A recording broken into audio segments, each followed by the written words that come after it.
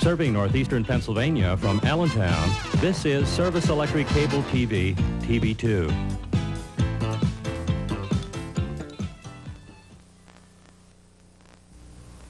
The following is a Service Electric Cable TV exclusive presentation.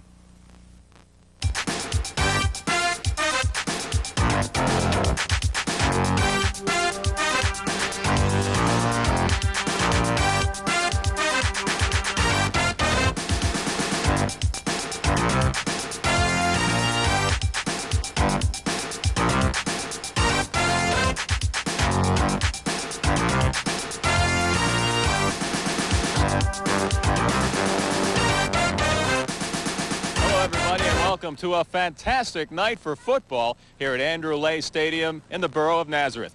Dan Mowdy and Mike Zambelli ready to bring you the 26th annual McDonald's All-Star Football Classic from the green grass here at Andrew Lehigh Stadium at Nazareth High. Glad you could join us for same-night coverage of tonight's great event. Mike, we talk about the meaning of this All-Star game, and I think the meaning goes two ways. It really does something for the fans to come out here and get to see their heroes one last time, and you got to know what it means to the players as well. There's so many stories that involve, this game, as you mentioned, graduating seniors with another opportunity to perform in front of the home crowd, and certainly the McDonald's charities and what tonight means to them. I mean, the proceeds from tonight's game will go to a specialized camp for children with cancer. And I mean, basically, a lot of those children will not reach the age of some of these participants here this evening. And these young men participating realize how important tonight is. Throughout the last couple of weeks, I had an opportunity to get to the practices, and I asked these guys what it means to play tonight, and they had some great comments. I did a story on that. Let's take a look at that piece right now. 1, 2, 3, pound! Woo! Kids helping kids. That's what the McDonald's All-Star Football Classic is all about. 94 seniors representing 31 high schools will participate in the game with proceeds going towards a specialized camp for children with cancer.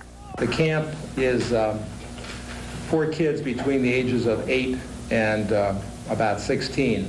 And they're drawn from, the kids who attend the camp are drawn from the Delaware, New Jersey, and Philadelphia Ronald McDonald houses. Now in its 10th year under the sponsorship of the McDonald's charities, the event has raised close to $175,000. I think it's good that we get everybody out to the game and raise some money for the kids that really need it. So hopefully there'll be a lot of people here to raise a lot of money. It's a good chance for us to help the kids out, you know, a little bit unfortunate, and we come out here and we really play for them. It's not about the game, it's about we playing for the kids that are less fortunate, and I'm proud to do it. I think it's great to give back to the community. I mean, they've given us so much, you know, through the years of high school, donating and stuff like that, equipment and stuff so forth. I mean, it's great. I mean, it's a good thing to give back to everyone who's given to us. I think it's great.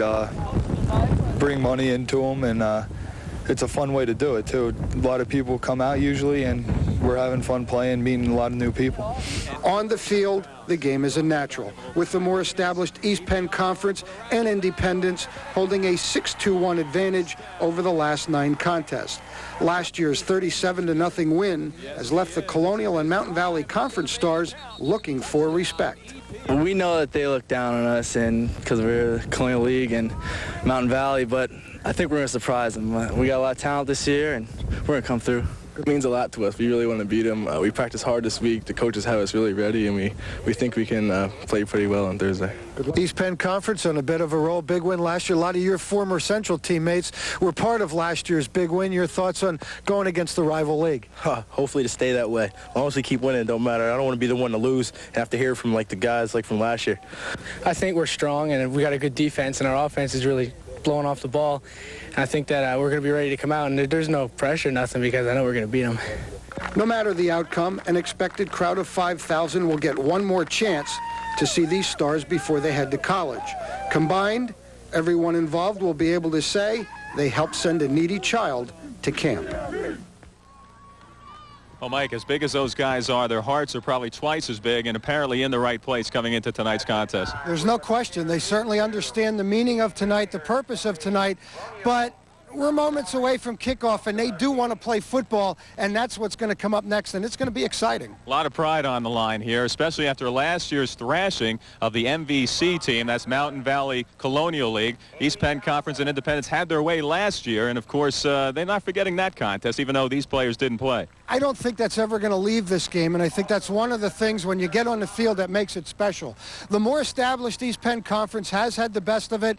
Last 9 years, as we heard, they've won 6 of the games, and last year's, thrashing does have the Mountain Valley Conference and Colonial League stars thinking, hey, we got to get ourselves back to being competitive. Mike, sizing up these two teams, the East Penn Conference comes in strong and big, and apparently they've done well with some of the independent contributions that they're getting from other teams like Pius X and Peaburg. Don't kid yourself. Those independent teams are going to be real important to the success or failure of the East Penn Conference tonight. Normally, the East Penn Conference has been able to do it on their own. Phil Stambaugh is going to play an important part in tonight's game. Record-setting quarterback out of Pius X, and certainly he'll be pitching a lot to Mike Lielko, all-star and record-setting performer and all-state performer from Phillipsburg. All right, and then we look at the Colonial Leaguers along with the Mountain Valley Conference. This is a team that has some awfully fine running backs, and they'll be a threat all night long. Key to their success, I think, is going to be the availability or the ability to get Brett Snyder going and moving. A record-setting running back out of Northwestern,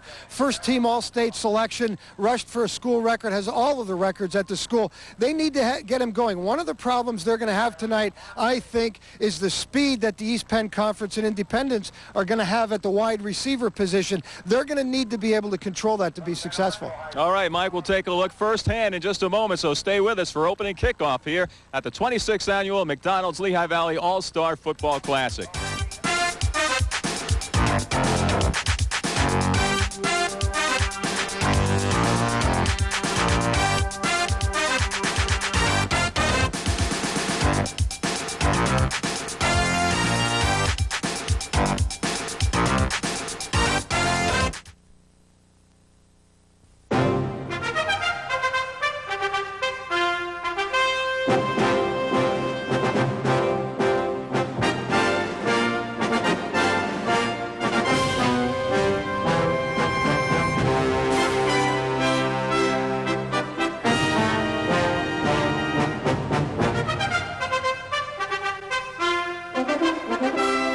C.J. Wagner, trophies, plaques, and bowling supply.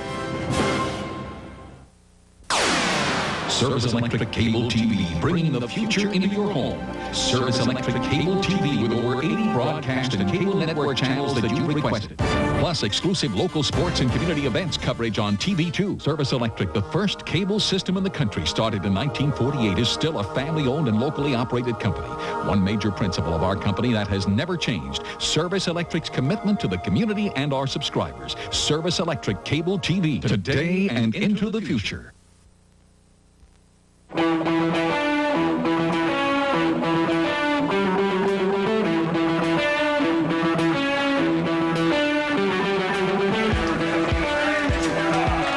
question, why? Why a football game in the beginning of summer? And the answer is because 9 months is just too darn long to wait between high school football seasons. Glad you could join us for this special event on Service Electric Cable TV 2. And we are here to bring it at you. This is the 26th running of the McDonald's Lehigh Valley All-Star Football Classic. Dan Mowdy, Mike Zambelli bringing it to you. And let's take a look at the lineups for each of these fine football teams. All right, we'll take a look at the participants, first of all, for the East Penn and Independence. And we will list them by school and the players. You see Allen's Billy Reimert, Bethlehem Catholic, Lee Brandon, Brandon Chazar, James Parham Jr., Central Catholic, Steve Lynn, William Edwards, Tony Carrasio, Joe Albeck III, Mike Caramelli, a sprained ankle, was not able to make it. Deeroff Stan Schmidt, Charles Richards, Stacy McCarthy will wear number 85. Moving along, Easton with 6 representatives: Jamar Curto, Justin Lockhart, Kyle Geiger, Lee Holmes, Brian Gomer, and Darren Smith. Emmaus, Kevin Bednar, Freedom, Kirk Herron, he's a good one. Rich Kaler, Liberty's Joe Spang, Jason Dunbar on hand. Parkland, Phil Frasinelli, Ira Van Syak, Mike Slivka, Barry Doble, Bob Steckel, George Folsom, good crew there. And Phillipsburg's Keith Coleman, Justin Samara, Mike Lelko, the young man I talked about in the open, Jarrett Hasback, and Dave Hinkle. And Mike, while you take a breath, Easton represented by 6 players and the head coach, Steve Schiffert, will be guiding the team. He is assisted by Tony Coca, Mike Marks, Doug Powell, Bill Ryder, Bruce Smith, and Rich Snizek. Exactly. The Pius 10 group we talked about: Mike Somerville, Phil Stamball, J. Anthony Merlo, Steve Smith, Dave Hendershot Jr., Max Sue, all familiar names from that state run they made. Javon Tatum, Ray Grant, Brad DeLong, and Mike Leschko will represent Whitehall High School. The East Penn and Independence will dress 43 representing 12 schools. All right, moving along now to the Mountain Valley and Colonial League. Bangor represented by Jason Allen Labar, Jared Hughes, and Ryan Smith. Co-league champs Catasauqua, Rob Petrosky, Tom Falzone, by the way, a co-captain.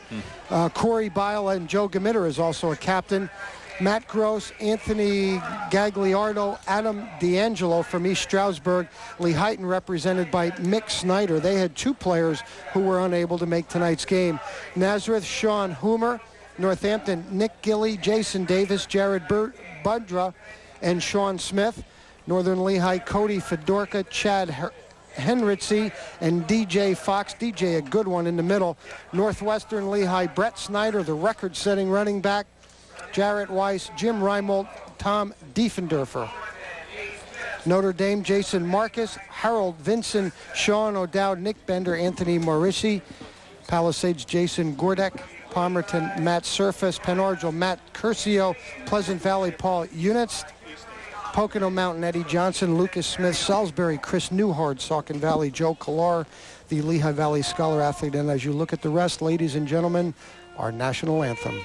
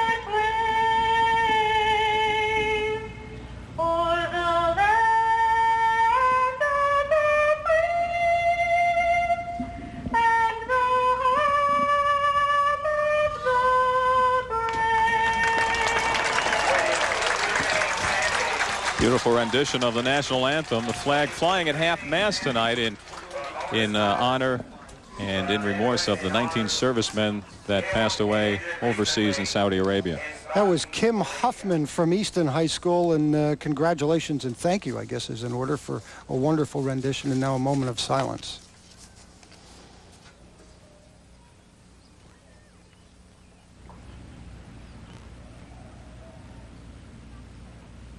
Thank you.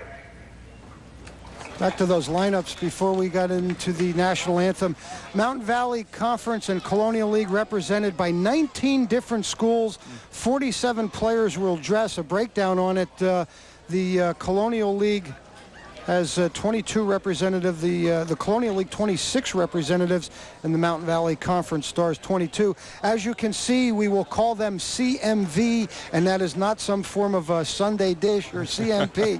That's the Colonial and Mountain Valley Conference stars. They will wear the white jerseys tonight, and they will be the visitors on the scoreboard. You are looking at the captains now as they head out to midfield. Mike Gooman. He's not the one with the red hair. He is tonight's distinguished alumnus of the game, and certainly Michael needs absolutely no introduction. He just ran a very successful golf tournament to benefit the Byrne Foundation. You see Mike is out there for the ceremonial toss. But Mike, a 76 graduate of Bethlehem Catholic, played in this contest. Parade Magazine High School All-American, went on to star at Penn State. He also played in the Big 33 game and had a great career with the Los Angeles Rams. And Mike Gooman, tonight's honoree, is certainly well worth it. Well-deserved Distinguished Alumnus Award of this game. Michael Gooman from Bethlehem Catholic, a 76 grad. Congratulations, Mike. Good to have him back home after that long 9 years in the NFL playing for the LA Rams. And he's one guy who's come back and made an impact on the community that served him so well during his high school and Penn State playing days. Well, you know, if you go back to that pro or the celebrity tournament that they ran, you know, you have other guys, John Spagnola and Joe Wolf, who, you know, they're giving their time, they're giving back to the community. And I think that's what, you know, when you look past everything, you look into the night, that's what tonight is all about. Gooman doing the honorary coin toss here to start things off. The toss won by the Colonial Mountain Valley team, and they will defer to choose at halftime whether they want the football then or not. Looks like the East Penn Conference boys want the football right away, and that's what they'll have. Steve Schiffert, as Dan mentioned, he is assisted. He is the Easton head coach, and what a fine job he is doing there. You look across the way, Jeff Gannar will guide the Mountain Valley and Colonial League All-Stars. Jeff Gannar, that's one of his assistants there, but Jeff is assisted by Bob Bittler of Saucon Valley, Dave Parsons of Lehigh, and Jim Tack, Northern Lehigh, John Davis, a former Northampton headman, and Chris Jones, a Notre Dame assistant. Dan ran down the assistants for the EPI. You can see they will be wearing the red uniforms. They will be the home team on the board.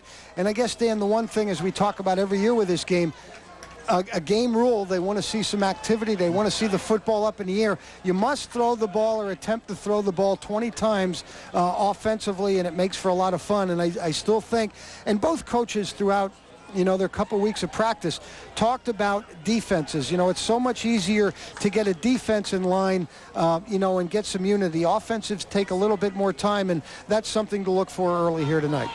The officials for tonight's contest, the referee is James Kapora. He is joined by umpire John Shigo, head linesman Chuck Van Nortwick, line judge Bill Engler, back judges Mark Cesare, and field judge Joe Cosenza. And we're getting ready to start things off here, the 26th annual McDonald's Lehigh Valley All-Star Football Classic. Chris Newhart, number 19 from Salisbury, to get things underway. Ball gets a roll and picked up quickly by number 23, Javon Tatum of Whitehall. Tatum, a very fiery ball carrier, makes his way up to the 25-yard line. Matt Surfos, number 32, making the stop. Defensively, you get a look at Tatum. Outstanding career at Whitehall High School. He will be moving on to Indiana University of Pennsylvania. good speedster and one of the guys to look for coming out of that backfield. The starting quarterback for the East Penn Independent squad will be Keith Coleman out of Phillipsburg, 6'2", 190 pounds. Well, and certainly, you know, a guy he may be looking for will be his teammate and Van Syock all alone down the middle. Coleman has his man. It's Van Syock, and he could go all the way, and he will on the first play from scrimmage. Not a bullet by any means, Mike, but what an effective pass play. Well, as soon as we got talking about that, it needs a while for the offenses to get settled in. Well-designed play. I give credit to the coaching staff over there. I think he get caught looking to the outside. Van Syock, who out of Parkland is the starting tailback and a 1,000-yard rusher himself, just got isolated on a linebacker, and it's a lot of one-on-one matchups, and Van Syock the winner there. Oh, my. 75 yards on our opening play from scrimmage. Phil Frassinelli to attempt the point after. Another Parkland grad. Oh, and it's blocked. Big break there for the Colonial Mountain Valley squad, and a little celebrating going on down there, limiting the damage to 6 points. I believe it was Eddie Johnson. Johnson just got beat on the last play. Here he comes back to make up for it. I think Nick Bender out of Notre Dame also got a piece of that also, but you know, nice recovery. But you know, if you're over on that far sidelines, that's not the way you wanted this thing to start. True. Steve Schiffert's crew picking up right where I believe it was Jim Morgans was the head man last year. They're picking up right where that crew let off, let up last year. So 6-0 quickly, East Penn and Independence. There is head coach Jeff Gennard, the Notre Dame boss, first year. And I might add that Jeff Gennard, only the second man to come back and coach this game after playing it as a head coach. I should clarify that. How about that? Sam Seneca, the other one, also played in this game. Jeff Gennard played in this contest back in 1987. You like to see that one play touchdown Coleman to Van Syock, and the East Penn and Independence out on top 6-0. Frassinelli getting ready to launch this one to the other end of the field, where Brett Snyder awaits on the far side of the field. That's the running back that Mike mentioned from Northwestern Lehigh. And joining him on the near sideline, Cody Fedorka of Northern Lehigh. Well, it's great to be back doing some football, isn't it? I'll tell you what. You know, the interesting thing, and I saw a lot of the coaches coming around to practices, not only the ones that are, everybody's real anxious to get going. This is that time of the year, you know, that coaches, players, and that's what makes, I think, and the fans. You know, everybody needs a little something, and I know we do as announcers, and I think tonight is a great start, that's for sure. Filling a big void in my life, that's for sure. Frassinelli gets the ball down to about the 13-yard line, and there's Fedorka. Look at the hole opening up in front of him. Great job of blocking, and Frassinelli works his way up to about the 28-yard line. And how about who makes the tackle? On special teams, Ira Van Syock. There he is, number 33. So Ira off to a good start out of Parkland High School, and will be staying right close to home, going to Lehigh University. 16-yard return, and the Colonial and Mountain Valley Conference with some pretty good field position to open up. Let's see if Van Syock can keep this string going here, being involved in every play from scrimmage. The CMV working from the I formation behind quarterback Lucas Smith of Pocono Mountain, 6'2", 225 pounds. Smith will be attending Mansfield College. Snyder dotting that I, and they will play action this one. Look out. Quarterback forced to run, and this is going to work out just nicely, thank you. Smith rumbles down to the 47-yard line, a first down for the CMV team. Nobody to go to as far as coverage. Great coverage in the secondary, and Lucas, you know, does the next best thing. He gets on that horse and picks up, you know, their first down of the night. A lot of this game tonight is man on man, and you see Lucas deep drops and the man coverage and nobody on contain there. He runs for 19 yards and a first down. That running threat is proving itself for real here. The CMV coming in with some pretty good horses behind the quarterback. Smith will go to the air again. Short pass to the outlet man. It's caught just beyond the line of scrimmage, and pulling it in is Sean Smith of Northampton. Excellent cover by Liberty's Joe Spang, number 20. Outstanding career for the now retired Dick Ortwine, who, being here in Nazareth, you have to remember the many great years that Coach Ortwine had here. There's some good coverage. Again, there's no zones allowed. You must play man-to-man. Jim Morgan's finding his way on the sidelines, and Rich Snizak, one of the assistants for tonight, in the Parkland head man. Jim Morgan's here as a trainer, helping out on the sideline. Isn't that amazing? Always involved, that guy. Yes, he is. 2nd and 9. And Smith will hand off to Snyder this time. Snyder quickly wrapped, still able to lean forward to the midfield line for a gain of a yard. William Edwards, number 51 from Central Catholic, making the stop after a 2-yard gain, and I am calling him William. He said, I'm moving up. He said, I'm out of high school. I'm going to college now. He says, so now it's William and not Willie. The pickup of 2 for Brett Snyder. You know, one of the things with Edwards, too, and, you know, it's great to get to the practice here, and I got an opportunity on about 3 or 4 occasions. Edwards was named one of the captains for the EPI, and, you know, just a great leader and the kind of guy you need in a game like this. I'll call him anything he wants me to, Mike. That's what I said. 6 foot, 265 pounds. That's what I said. In motion goes Vincent. Smith drops back under pressure, spins, and is pulled down beyond the line of scrimmage. Beautiful sack there will mean a loss of 2 yards. And Edwards is one of the first guys. He was the first guy there. Coming in and helping out was P-Bird's Jared Hosback, number 55. Edwards with a little spin move. Watch for you younger players how quickly he's back up on his feet. You know, he looks like he's down, but that's a lot of football. You know, it's the guy who gets up quickly and keeps going at it. We're gonna give you another look at it here. Right from the start of it, Edwards, excellent job. First sack, loss of 4 on the play. One of the players in on the sack, DJ Fox, is a little slow in getting up. Fox, one of the mighty mountain men on the front line there. 6'3", 275 pounds. They grew him rather big in the East Penn Conference and independent squads this year. What are you trying to do, start your own football team there? That's a good start. I give you credit. It's going to be 4th down when we get back to the action, but East Penn Conference and Independence and leading this one 6-0, and good sign there as you see. Number 55, Hosback up and okay. 6'2", 240-pounder, played for Phillipsburg, and head coach Bruce Smith.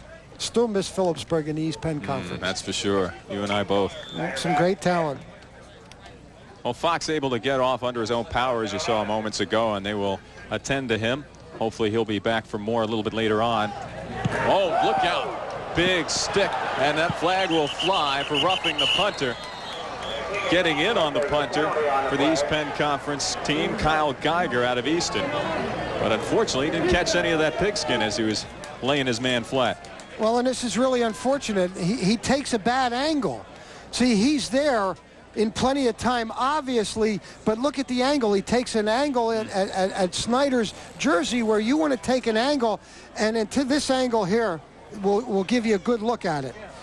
You have to angle out where the kicker is going to be kicking it, and that's, I mean, it's a great effort by Geiger because you're not allowed to rush the kicker in these games, and he's doing that one-on-one. You know, it's a breakdown offensively, but a great effort, but just a little bit too deep, and it'll be a break for the Mountain Valley and Colonial League Stars.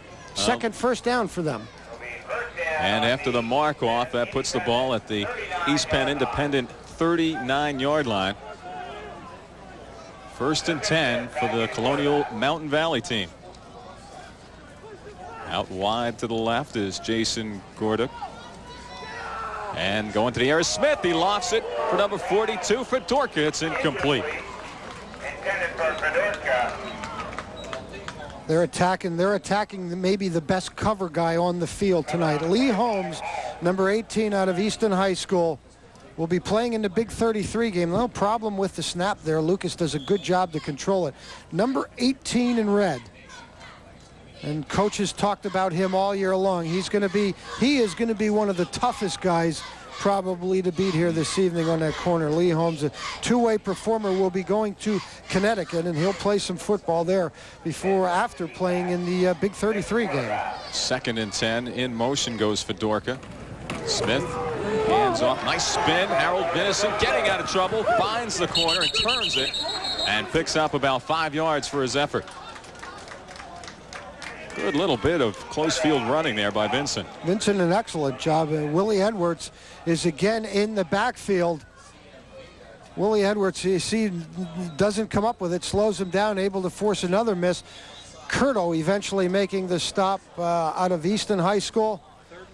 And Curto, a nice open field tackle down around the waist, able to lock him up. Also coming in, Lee Holmes. A couple of Easton guys getting together there to make that stop. 3rd and 4. Let's see what Coach Knar has up his sleeve here for such a situation. Inside 35, they pitch out. Snyder wrangled early, and he will go down right at the line of scrimmage.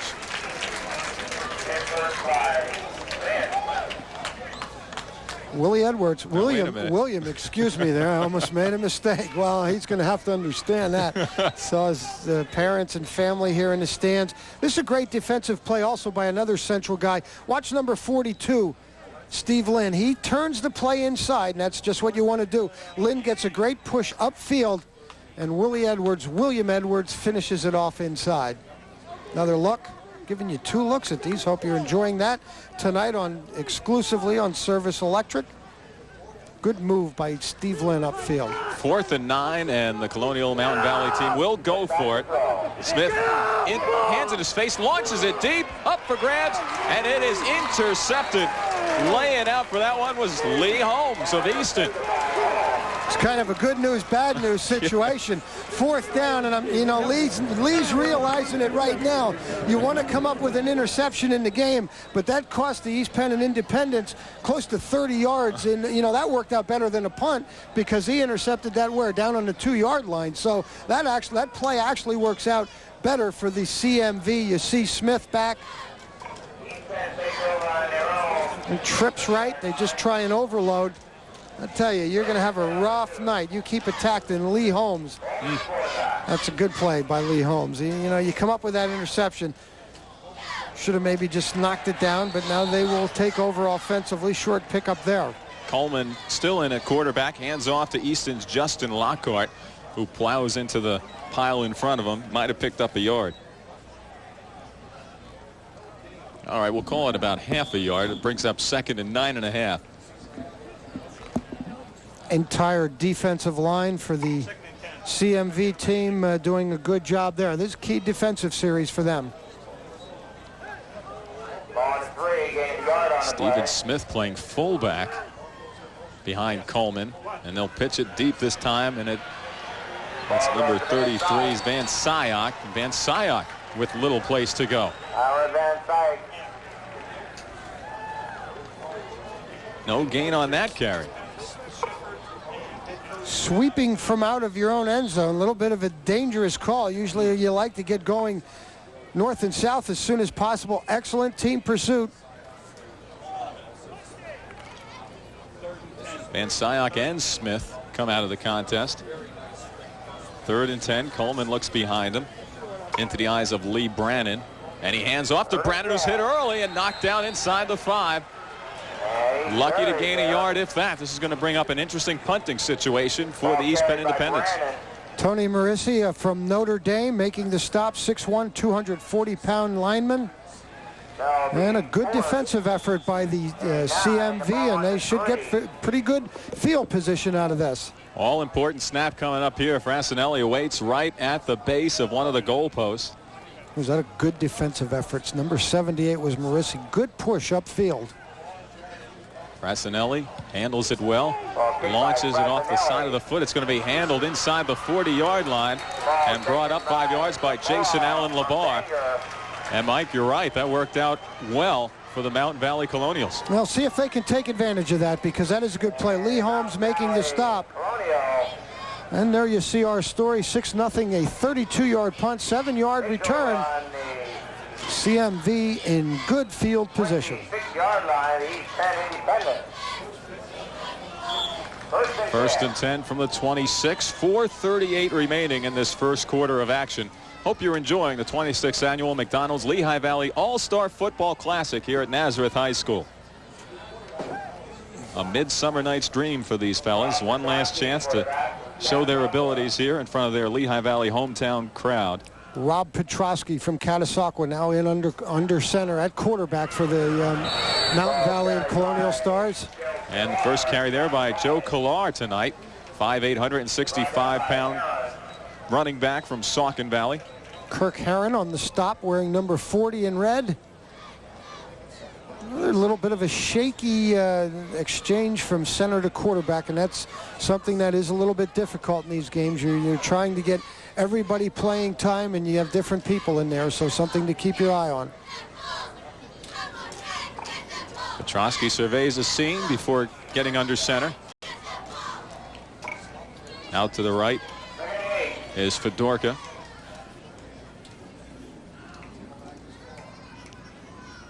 From the I formation, they go to the air, or try to anyway, and flushed out is Petrosky with running room to spare into the end zone. Touchdown. And the Colonial Mountain Valley team is on the board. We're tied at 6. It's going to be difficult to tell without. I'm not so sure that this was not a design call. They had all their receivers to the right side of the field, and Petrosky does a great job. Let's see if we can get any indication if he's looking to throw it all. He's looking to run awfully quick there, and there's a nice hole over there. There's a possibility that could have been a design call. Great execution. Petrosky, a happy guy. And now the Colonial Mountain Valley team with a chance to take the lead for the first time tonight. Chris Newhart lining this one up. Newhart lets it fly, and it's good. The hold by Joshua Nordmark, and the Mountain Valley Colonials lead this thing 7-6, 3:23 to go in the first. Well, I think you have to go back to the interception, Dan, because that really allowed, a long field for the EPI, and the Colonial defense and Mountain Valley defense did a nice job coming up with what they needed. They forced them to punt and maintain that real good field position. Let's see if we can take a look at Petrosky again. He's looking right, and that's where all his receivers are. And as soon as he looks left, he sees that opening. Really difficult to tell. But a great job, and Petrosky into the end zone from 24 yards out. 2 plays after the punt, both on the ground, and the Mountain Valley Conference Stars up 7-6.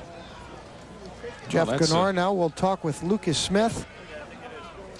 That's a vast improvement over last year's performance. Mountain Valley Conference and Colonial scoring their first point in 2 games. Ball fielded at about the 15-yard line, and it's taken upfield by Stacy McCarthy. McCarthy has wings in the open field, but the Mountain Valley Colonials do a nice job of hedging him into the middle of the field. McCarthy working his way up to about the 23-yard line. Well, that's a good point that you make. McCarthy on a 13-yard return coming up here. But back to your point, they don't score last year. As a matter of fact, last year, I think they maybe only had 4 or 5 first downs. So that is a big score just to get this thing settled out and say, hey, we're here to play this year. And not only that, they have the lead at 7-6. That's right, Mike. 5 first downs last year, -2 yards rushing, but that's also taken care of so far here. And look at this defense. Man, are they up for this game or what? Nick Bender, another Notre Dame player. Breakdown Notre Dame with 5 members on the team here, and Bender with a great play there. Stroudsburg leads all scorers. Stroudsburg with 8 representatives in tonight's game.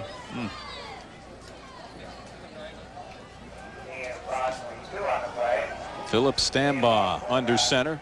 Pius X plays quarterback and defensive end, drops back, also a fine wrestler, and he threads the needle. That time, a reception made by Ravon Grant. Ray Grant out of Whitehall, another 2-way performer. Well, we'll keep going with Mr. Stambaugh. Not only does he play these 2 sports very well that you mentioned, but he's also a great baseball player. Him stand tall, and there's an idea. He's a great pitcher and a good hitter, too, and he's going to play a little bit of baseball when he gets to Lehigh, so he's looking to do both there. Wow. Second first down for the EPI. Stambaugh runs all the way to get the signals from the sideline and then comes back in, working from the I formation. Tatum gets the pitch, heads to the near sideline, 1 man to beat, and a nice job of tackling there as Tatum is actually going to lose a yard or 2. Southern Lehigh's Gordy Frack, excellent job. They do a good job of containing those speedsters. You want to keep them penned inside. You get outside and you're in a lot of trouble. Frack will come up from his cornerback position, number 21. Either trying to get outside, Frack will have nothing of it. Excellent tackle. Frack is undecided as of our last report on his college choice. 2nd and 12 now from the 32-yard line. 5 carries now, -2 yards for EPI. Oh, and Stamba is rope tackled around the ankles by Jason David. Not even a chance to look downfield for him that time.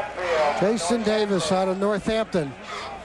That minus yardage is going to accumulate, and boy, I'll tell you right now, CMV is the team with the momentum going right now. Play action, doesn't fool anybody, and there is Mr. Davis. 3rd and 19 coming up, and Mike, a lot of the play in the newspapers this week went to the defensive line of the East Penn Independents. I think one other team may have taken exception to that publicity. Always little games of word throughout the practices. Stamba on 3rd and 19, blasts one into the hands of his intended receiver. That's Grant, but it won't be nearly enough for a first down. Excellent coverage, and EPI will give it up again. And a nice defensive series, and CMV doing a good job here. Pressure comes from number 61. You see Bundra from Northampton. And then we will take a look at our second look. The coverage in the secondary is just outstanding. And again, it has to be man-to-man, and that's a good job. Frassinelli, oh, look at him just air this one out. It lands at the 30-yard line, and it's taken there by Jarrett Hughes, who picks up 3 yards before he's brought down. Well, Phil Frassinelli, we might have needed air traffic control on that one. 40-yard punt with a 3-yard return, but there is a penalty flag down. Frassinelli operating from some heavy traffic, and we'll see if he was touched back there. That should be against the Mountain Valley and Colonial Stars, where that flag is deep in the backfield, as you see our officials conferring.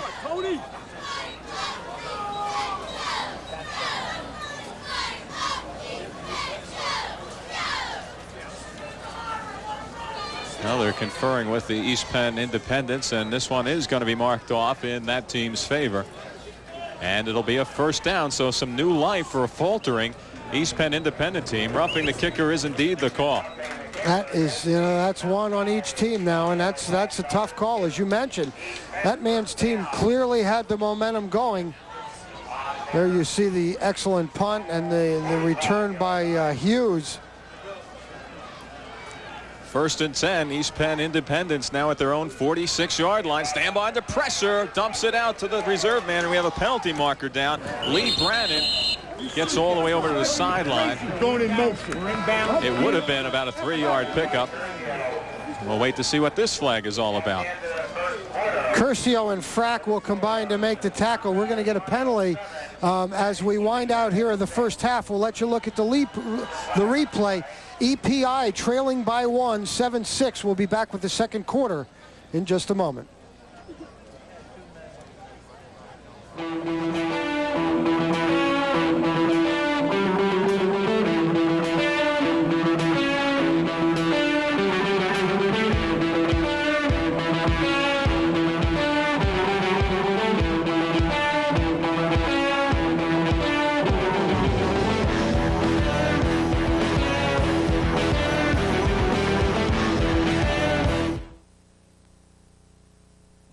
You know, Punk and I keep coming back here to ABE Car Care Center because of Cliff and Jim. Yep, they're two good guys. They take a lot of pride in their work here at ABE Car Care Center. Yes, and they're locally owned and operated. They're not a chain. No, and they give you sound advice. There's no baloney. Yes, and their prices are so cheap. I mean, reasonable. Yeah, I've been coming here. They never tried to squeeze me. Squeeze you, they can't even get their arms around you. Oh. That's ABE Car Cares. Service Electric Cable TV, bringing the future into your home. Service Electric Cable TV with over 80 broadcast and cable network channels that you requested. Plus exclusive local sports and community events coverage on TV2. Service Electric, the first cable system in the country, started in 1948, is still a family-owned and locally operated company.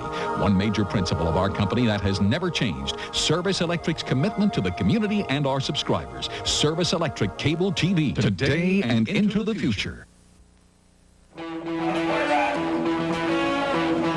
Welcome back to the 26th annual McDonald's All-Star Football Classic.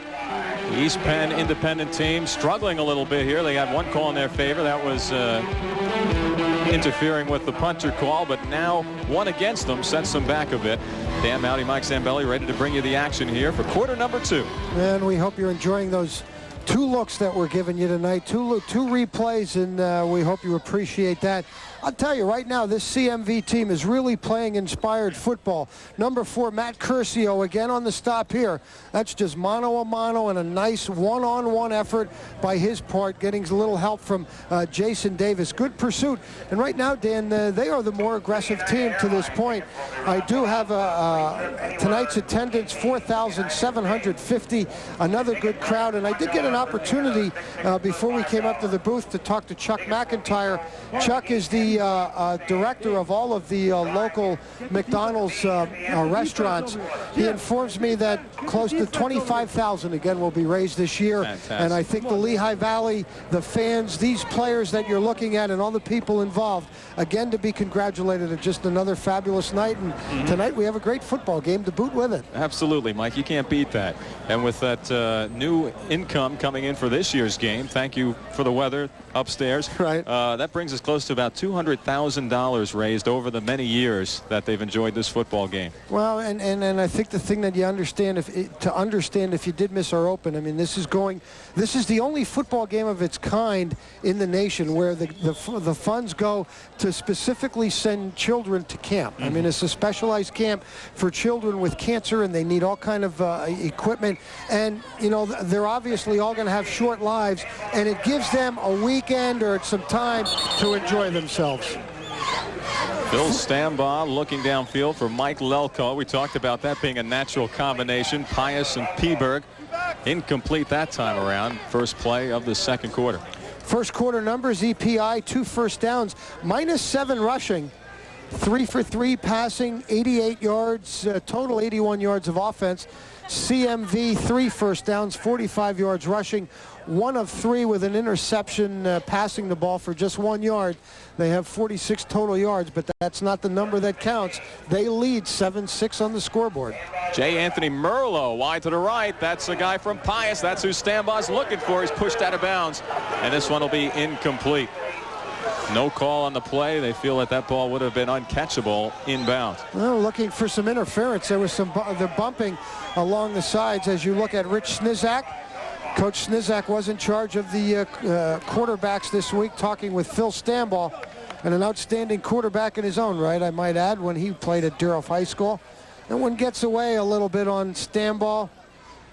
That's great coverage, and that's what this game is basically all about. I mean, if you can't cover, you're going to be in some trouble in this game. Number 15 was Jim Tallbury out of Stroudsburg.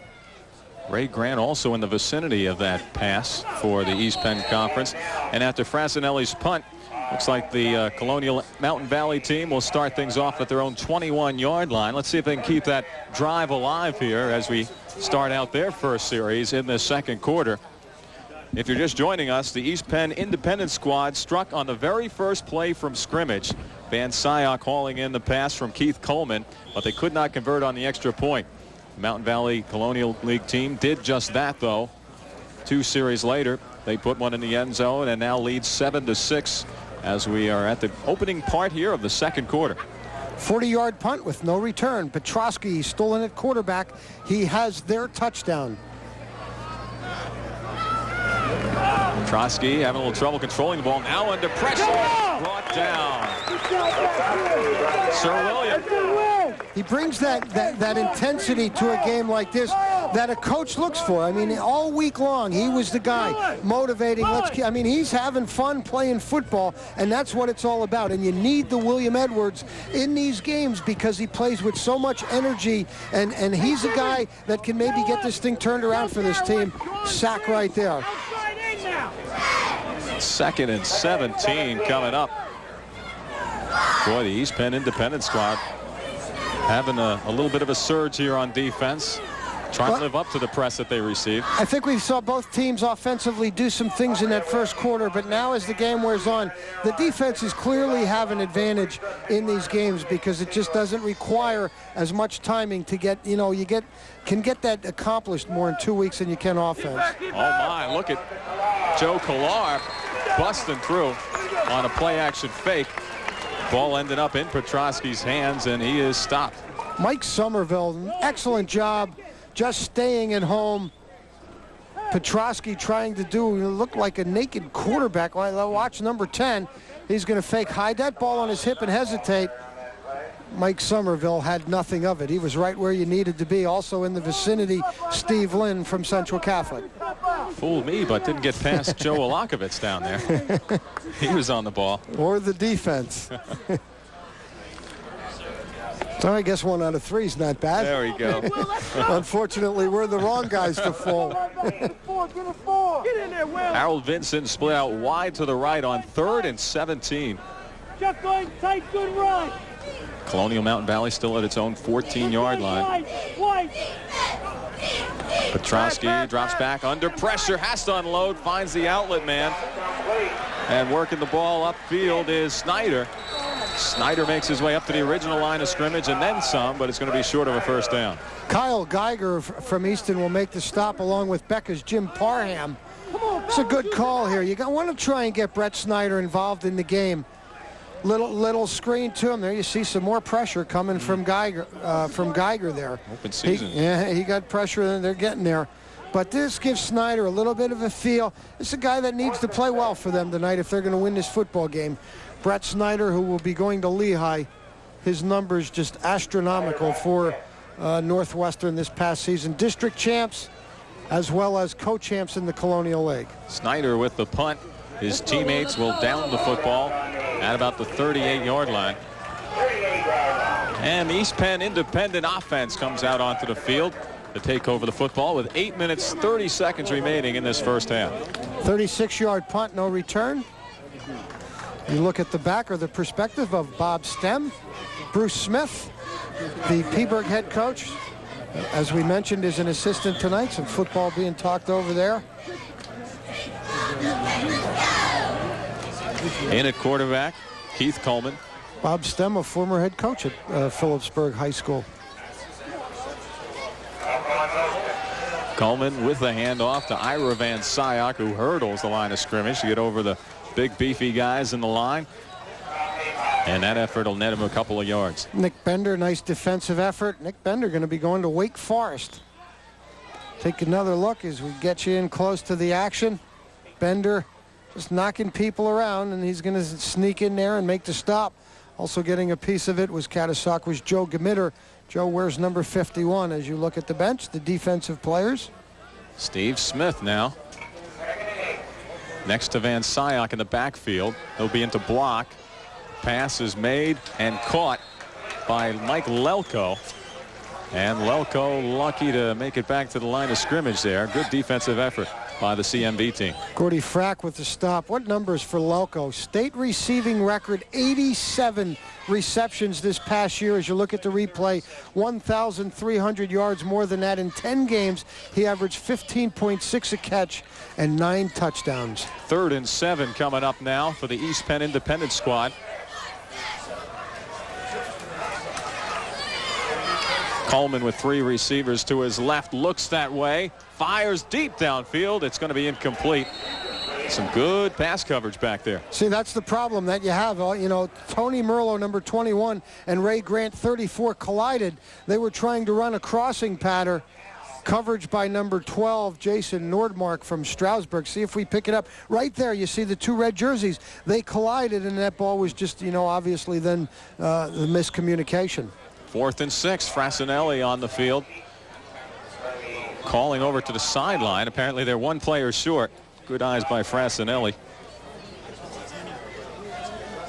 You want to protect yourself. He wants to have a full deck in front of him. You can bet on that. Lets it go from about his own 35-yard line. Fair catch called for, and it's handled nicely by Jason Allen Labar. So the MVC, or CMV team as they call it this year, will start from its own 25-yard line. We could call this the alphabet game, couldn't we? That's for sure. Yeah. 33-yard punt, no return. So now the defense is starting to get settled in. We'll see what, you know, adjustments the coaches make from this point in. We have 6:50 remaining second period. The Stars from the Mountain Valley and Colonial League are leading 7-6. Well, the East Penn Independent squad has had its way over the last 9 contests. The record there, 6 wins, 2 losses, and a tie. But this looks to be a little more competitive. There's Snyder. And Snyder is wrapped up.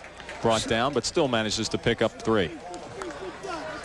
A little bit of running room for Snyder before wrapped up by Jason Dunbar from Liberty High School. Countering it back to the other side. Some pretty good one-on-one football right there coming up. Barry Doble, number 63, taking on the lead blocker. A little bit of room for Snyder there, but that hole closes up pretty quickly. 2nd and 7 now. Brett Snyder will also be going to Lehigh. Lucas Smith, the quarterback. Hands off to Snyder. Snyder looking to turn the corner. Gets around it. 1st down and more. Snyder's still on his feet all the way to the midfield line. Have to get this guy involved. 5 school records, single season records he owns, and numerous career records. In his career, over 4,000 yards. Just this season, he rushed for 23.62 on 280 carries, averaged 8.5 a carry, and scored 202 points, 33 touchdowns. All of those are school records. Picks up 23 right there. 4th first down, our longest run of tonight. Forget about 1st and 2nd efforts, Mike. Snyder just doesn't have any quit in him. You know, and they're getting him involved now. He's getting a feel for the game. Vincent stopped cold at the line of scrimmage. Good team effort there. Brandon Chazar making the stop, number 50 from Bethlehem Catholic. Blocking downfield. That's good pursuit. A lot of people with a lot of numbers. Hendershot also gets a piece of that. The tackle, Dave, out of Pius X. What a great year they had under Frank Scagliata. Going to the Eastern Conference or the State Eastern Finals before losing to Southern Columbia. Record-setting year for Pius X. Fedorka and Nordmark out wide to the right. Now Fedorka comes back to the left. Lucas Smith dropping back, airs it out to Vincent, his outlet man. Vincent stopped at the line of scrimmage. Mike Somerville, another Pius X guy. If you missed our open, we talked about those independent guys, and that Pius X people would have a big impact on this game, and we have seen that. Here's defensively, Somerville was a two-way performer. Another guy going to be going to Lehigh University. Catch made by Vincent. Nice job coming up to make the tackle, Somerville. No yards. Completed pass, picks up nothing. Will bring up 3rd and 10. The guys in red have built a wall just inside their part of the 50-yard line. Hey, watch the tightness. Watch the tight. Audible being called by Lucas Smith. Puts the man in motion. That's Vincent. Drops back to pass under pressure, and he will go down. 3rd sack of the night. This one credited to Deerhoff High School's Charles Richard, number 60. Richard will be going to Gettysburg. Checks in at 5'11", 220 pounds, a big one. But boy, I'll tell you, there were a lot of people deep in the backfield there. Just no chance to set up anywhere, and Richard credited with the sack. Snyder back to punt. And the deep men for the East Penn Independent squad, Steve Lynn. And I believe that's Stacy McCarthy from Deerhoff. Man to watch if he can get his hands on the football. Track star for the Huskies. They'll aim it in Lynn's direction. He'll call for a fair catch, and he'll haul it down at about the 22-yard line. 3:17 remain. Colonial and Mountain Valley Conference Stars leading 7-6. All the scoring coming in the first period. First play from scrimmage. The East Penn and Independent Stars. That man's, well, he loses him now. Ira Van Syok catching a touchdown pass, made it 6-0, and then the Colonial Stars in Mountain Valley countered Rob Petrosky scampering on what looked like a quarterback draw or a scramble. That made it 6-6. The extra point has them leading at 7-6. Speed to spare on the right side. There's McCarthy and Grant. Instead, they'll go with a handoff. And a pickup of about 2. You hear a little complaining about some of the blocking, perhaps, on the East Penn squad from the coaches on that side. Nick Bender credited with a stop, and that's an important thing to pick up too, Dan, because this game, you know, offensively, we zero right in on Mr. Bender. follow him right from start to finish. Hey, good work, guys. Nice isolation. But, you know, in these all-star games, Dan, offensively, you can only get in a couple of plays, so it really becomes execution. And right now, the defenses on both sides are the ones that are doing a better job. Brannon, one of the setbacks, Rebecca, but they'll go to the air on 2nd and 7. Lofting it to the sideline, up for grabs, and it's going to be a catch. How about that? Never giving up on the football was Mike Lelko of Peaburg. Yeah, because that throw really didn't lead him downfield. You see Bruce Smith, his coach, you know, giving him a little pat. The Peaburg connection, there's Coleman. Take another look at it. Coleman really doesn't lead Lelko downfield the way he would have liked. There's the pass, and now we'll show you the receiving end of it. Take another look. What great concentration. Look at him drag the feet. That is a good call. The officials make an excellent call. Lelko with a great job of dragging his feet to stay in bounds. All for a first down. Rumbling forward, Steve Smith. 5'11", 235 pounds out of Pius X. That's a truckload and a half right there. D'Angelo making the stop from East Stroudsburg.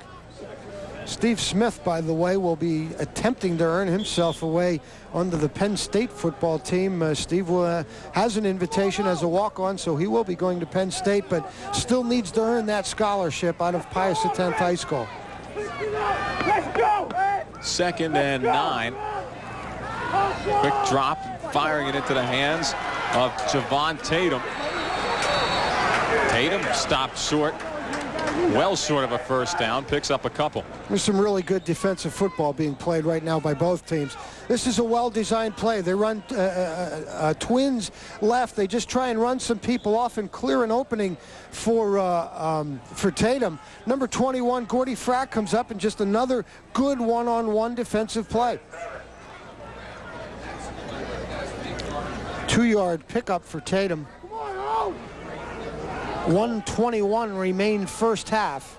Coleman talking things over with his backfield, and they will use a timeout here to discuss strategy. Saving a little time on the clock as well in the process. Important play coming up, 3rd and 7. And the East Penn Independent squad finds itself on its own 47-yard line, struggling a little bit against this more than expected defense from the Mountain Valley Colonial League team. Well, I know we're talking football tonight, but, you know, preview coming up on Service Electric Sports-wise. We will be covering the Stellar Construction basketball tournament. That will be July 14th from Cedar Beach. We will do the championship game. You want to mark that date on your calendar, 4 o'clock. Will be a good preview of the upcoming high school basketball season. These will be all the guys and all of the schools from the area represented that will be playing in that game. So it'll be a good preview. We'll do the championship game of that one. We'll have more on that as time permits. Here's a great catch coming up here by Lelko. Outstanding execution and great concentration. I mean, you talk about zeroing in on the ball. I mean, look at his eyes already. Now it's behind him. He's working back. Face mask straight up in the air. That is just as good as it gets, no matter what level you're covering. Great concentration. Here's that big play. Looks a little razzle-dazzle, and wisely. That's a fumble. That's a good call. That's a good call. That pass, that was a lateral. Wow. And the officials right on top of it, and alertly, that was number 15, Jim Tallberry, who stomped on that ball, and now they will have an opportunity, well, 1:10 to try and do something with it. They'll have good field position. Well, the receiver hoping to get out of trouble by batting it to the ground, but you're right, Mike, that's a live football. Well, tough to tell on that angle, but Tatum really didn't look like he was ahead of the quarterback, which makes it a lateral instead of a forward pass. Big break here. Let's see if the Mountain Valley Colonial team can take advantage of it. Smith at quarterback. And he goes long. First play. It's caught. Beautiful grab by Tom Falzone. Are they going to rule it a catch? Yes, they are. Falzone, who will be moving on to Lafayette. And a word on that as we mentioned that. Lafayette and Lehigh did a great job. All of our local colleges, a great job of keeping some of this talent close to home. Coverage here by Justin Lockhart. Falzone, outstanding career at Catasauqua, does a real good job. That's what you need, catching it in traffic. Falzone was, you know, a real honor to be voted as a captain in this game, and he was that. 29 yards on the pass completion, 5th first down. Colonial and Mountain Valley Conference stars trying to add to their lead. How about that? Lucas Smith under center. Here's Snyder. Snyder with some running room, and it closes in on him at about the 5-yard line. Group effort there. Kyle Geiger, one of the red shirts, in on the tackle. And Darren Smith, number 89. Look at the size of this hole, but how quickly it shuts down. That's a great job of playing off a block. I believe that was Smith. It was number 89. That's the reason that hole shut down so quickly. And now it's the Mountain Valley Colonials calling timeout with 37.3 seconds to go here in the first. They are awfully close to that goal line. Let's take another look. Get another look at it there as that thing shut down. Board of directors for this game: Cindy Adams, Ray Bishop, Robert Bittler, Dan Carrasio, Bob Clark, Jay Fox from the Morning Call. Jay who? Jay Fox. I think that's Abe. Jim Frank, Russell Fritz, Dave Frolick, Dick Hammer, John Harlocker, Jeff Hunt, Jeff Gannar, Mike Marks, Chuck McIntyre, Fran Mayer. Here's a look at the catch from Falzone. Back to the board of directors: Bob Mitchell, Jim Morgans, Preston Moritz, Richard Ortwine, John Pittman, Glenn Rissmiller, Steve Schiffert, John Shigo, Ted Steiner, Janice Stem, Bob Stem, Jim Tack, and Joe Giuliani. Congratulations to the board of directors for the 1996 McDonald's All-Star Classic. Snyder now 5 carries, 27 yards. Matt Gross wide to the right. Smith under center. Snyder dots the I formation. They're going to go to the air. Long pass to the corner. It's incomplete. Lee Holmes comes up with the big mitt. Holmes denying Nordmark at the very end of the end zone. 2 timeouts remaining as you look at the strategy. Told you about Lee Holmes. He's a tough guy to beat, isn't he? Take a look at it. This is just isolation. Another man-on-man matchup, and you hope your man makes the play. Lee Holmes, despite being 5'10", plays a lot bigger than that, and his quickness is tough to beat. I mean, this is anybody's football, and you see he makes a good play on it. Pass intended for number 42, Fedorka. 3rd and goal from the 5, and that's going nowhere. Sean O'Dowd wrapped up right at the line of scrimmage. O'Dowd out of Notre Dame. Why not? William Edwards, number 51, one of the first guys leading the charge, and another timeout charged here to the CMV. They will have 1 timeout remaining.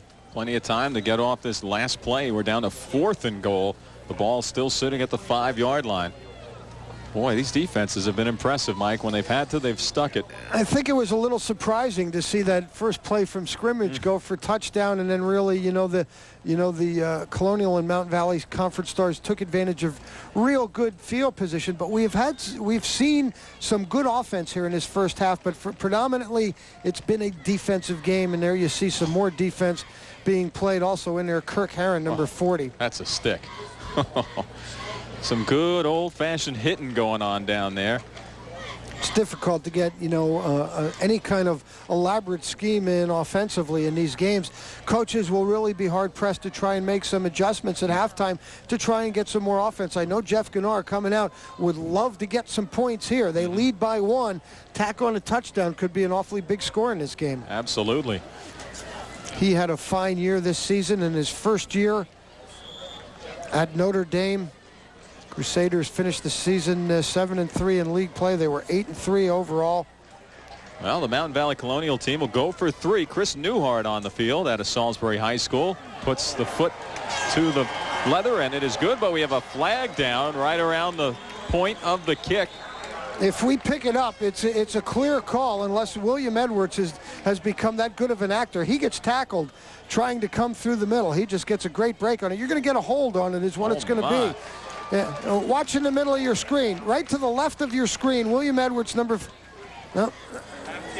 don't get a look at it there, but he gets taken down because he was going to get close to this one. You might get a look at it coming here. You'll see the takedown for sure. There he goes.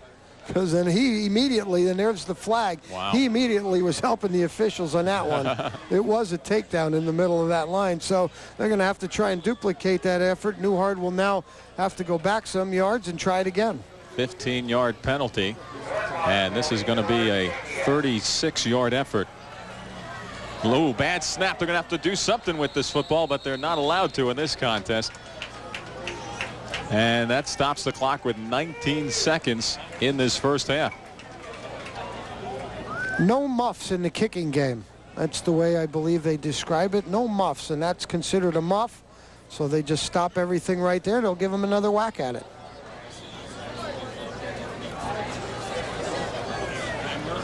Once again, it's Chris Newhart. 36 yards. It's up there, and it's just wide of the mark. Had just enough gas to reach, but it was just off to the right side. You can understand why Edwards was maybe tackled or held on the previous play. He almost got to that kick. So the East Penn Independent squad, with a huge defensive stand at its own 5-yard line, dodges a bullet here. Truly is. You look back and, you know, if the Colonial and Mountain Valley Conference Stars do not win this game, here's Edwards again. They're down around his ankles again. He might be looking for a call. He's looking to see if that's a miss, and he knows he had something to do with it because he got in there pretty close. Phil Stambaugh and a quarterback, 2 timeouts remaining for the team in red. He's going to go long. Going to the sideline. He's going to outgun Mike Lelko, his intended receiver. Still time for another play with 7.8 seconds showing on the clock. Do not want to get beat in this situation, and that was nice coverage. Number 15, Jim Tallbury. How about that angle? I like that angle. Down low with the action. And you can see Stambaugh. He's just winding the gun and letting it go. Expect more of the same here. Out wide to the near side, Ray Grant. Stambaugh looks to his left, has a man in a crossing pattern. It's going to be launched over his head. Intended receiver there was his own teammate from Pius, J. Anthony Merlot. And they'll get one more shot at it here. 2.3 seconds remaining. You know, and that should use the clock up because you do have to watch it. If you throw a quick incompletion here, you wind up having to punt the ball, but, you know, not such a big deal here in an all-star game. Stambaugh again, a little bit too long. Pressure coming from number 44, Jason Davis. Mentioned his name quite a bit here in his first half. I know Northampton has played a good football game. Stambaugh hands off for a change of pace, and that will definitely run the clock out here. And some feistiness being shown there on top of the pile. A little bit of a charge as they head into the locker rooms here at the break. And it is the Mountain Valley Colonial League team holding East Penn Independence at bay, 7-6 after a half. We'll be back with the rest of this contest and a halftime look right after this on TV2 Sports.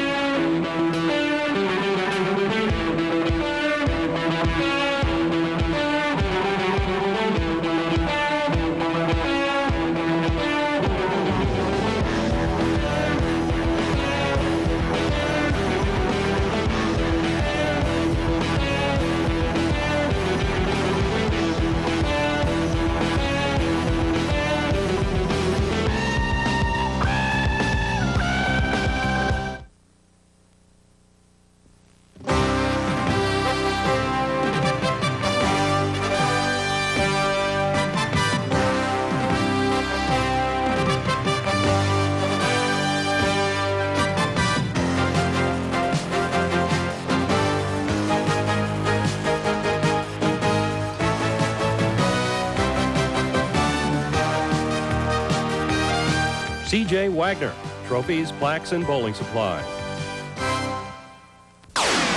Service Electric Cable TV, bringing the future into your home. Service Electric Cable TV with over 80 broadcast and cable network channels that you requested. Plus exclusive local sports and community events coverage on TV2. Service Electric, the first cable system in the country, started in 1948, is still a family-owned and locally operated company. One major principle of our company that has never changed: Service Electric's commitment to the community and our subscribers. Service Electric Cable TV, today and into the future.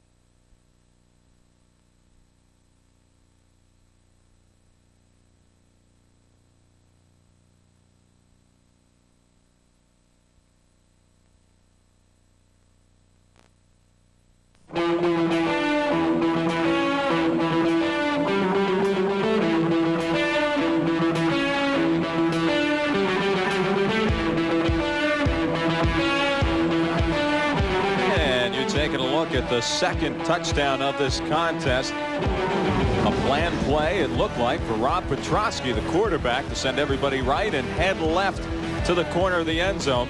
And that gave the Mountain Valley Conference a tie with the East Penn and Independence squad.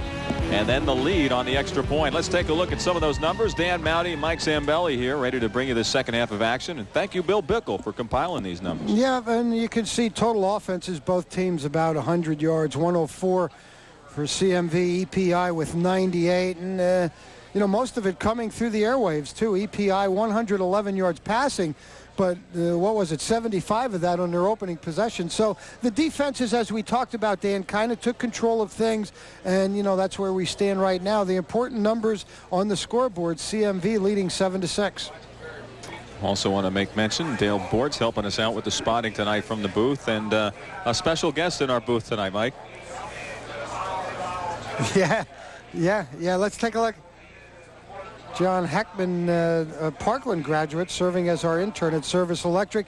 Here's Brett Snyder going around the right end and picks up a little better than 20 yards on this carry. And this is a guy, you know, he could be, is a big factor. I mean, this is a good athlete here. And that, you know, we talked about his offensive numbers in that first half. How about his defensive numbers that he put up at Northwestern, you know, as a linebacker? You know, when you play linebacker or fullback and you're getting the ball, I mean, you're in the middle of all the plays. I mean, you're involved in all of them. And good young man in Lehigh's, you know, certainly Northwestern's loss is Lehigh's gain. Absolutely. You know, Kevin Higgins getting a real good one there, as, you know, and we talked about Bill Russo at Lafayette also getting some of these youngsters here. Let's take a look now at halftime. They did have the Hall of Fame inductees along with the Distinguished Alumni Award. Mike Gooman to your right. The other inductees, Ted Steiner from tonight, Francis Biff Stenard, Mike Weber.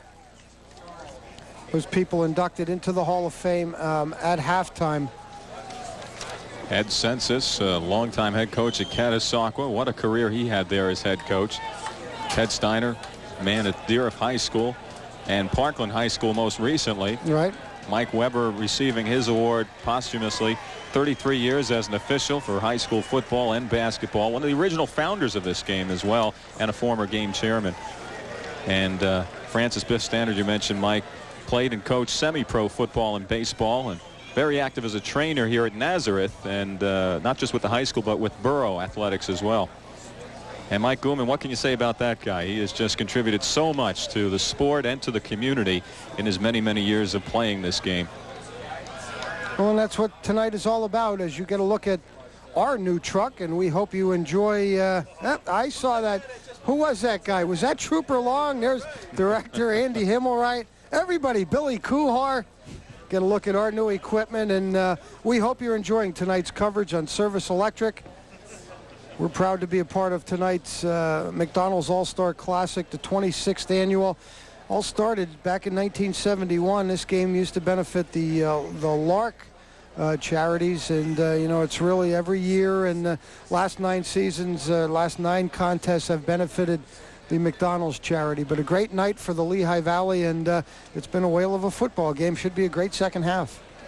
And Mike, I'd be remiss if I didn't mention it. You were a participant in this contest, and finishing up a fine, stellar football career at Deerfield High School. I'm sure just being here brings back some of those memories. And you know, I was talking with Mike Gooman, and we're going to look at another replay. I mean, it was an honor to play in this football game, and it really is.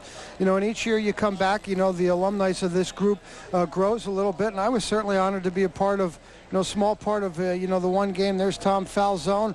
He's going to remember that catch. That's a great effort along the sidelines.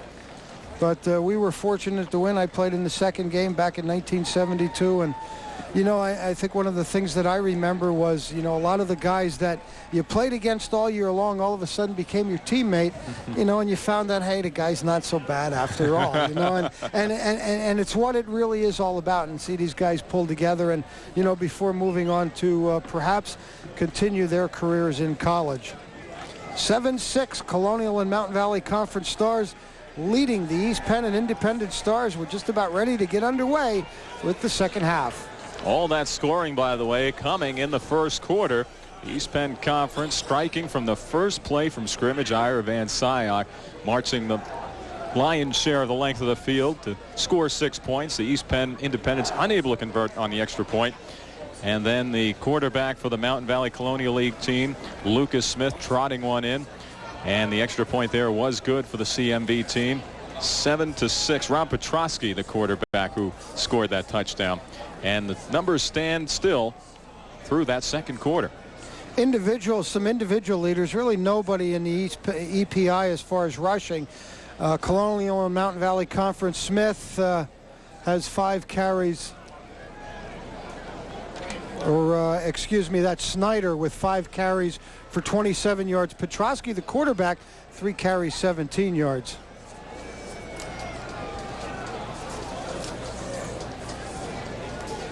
Well, you remember that the Colonial Mountain Valley team won the opening coin toss, deferred to the second half. They have the lead and the football after the kickoff here to start things underway in the second half of play.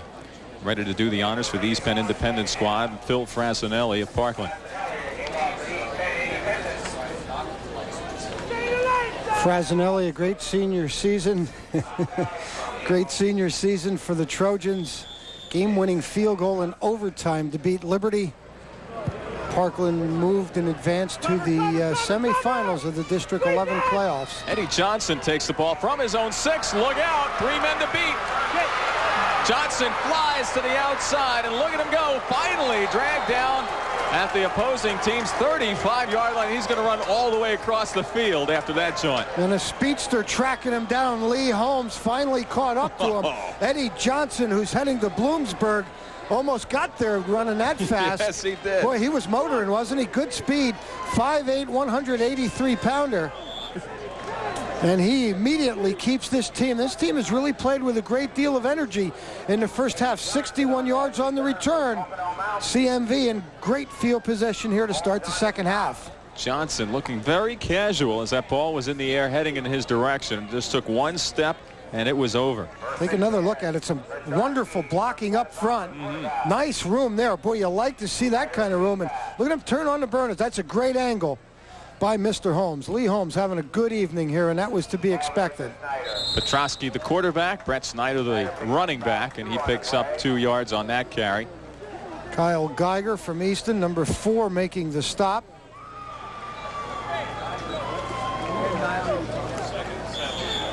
Mountain Valley Colonials not letting up here.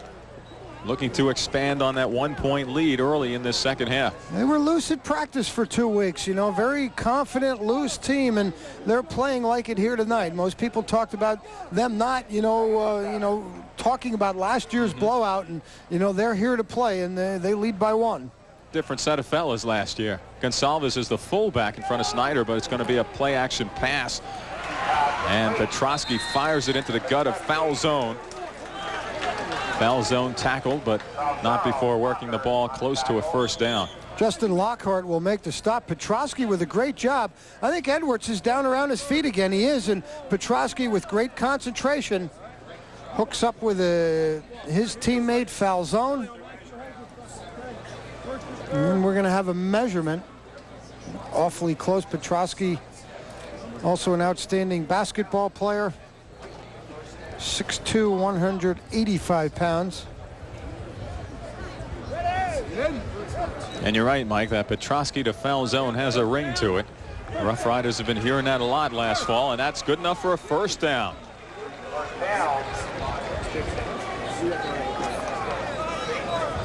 The momentum continues for the Colonial Mountain Valley Conference players. Well, if you were concerned about any letdown on, being inside the 5 to end the half and not scoring any points, certainly you do not see that here to start the second half. And coaching staff, in particular Jeff Gannar, has to be happy with that. 6th first down. Wide to the left, Nick Gilly out of Northampton. Petrosky from the right hash mark. Gives to the fullback. And a carry there by Frank Gonsalves to the 20-yard line.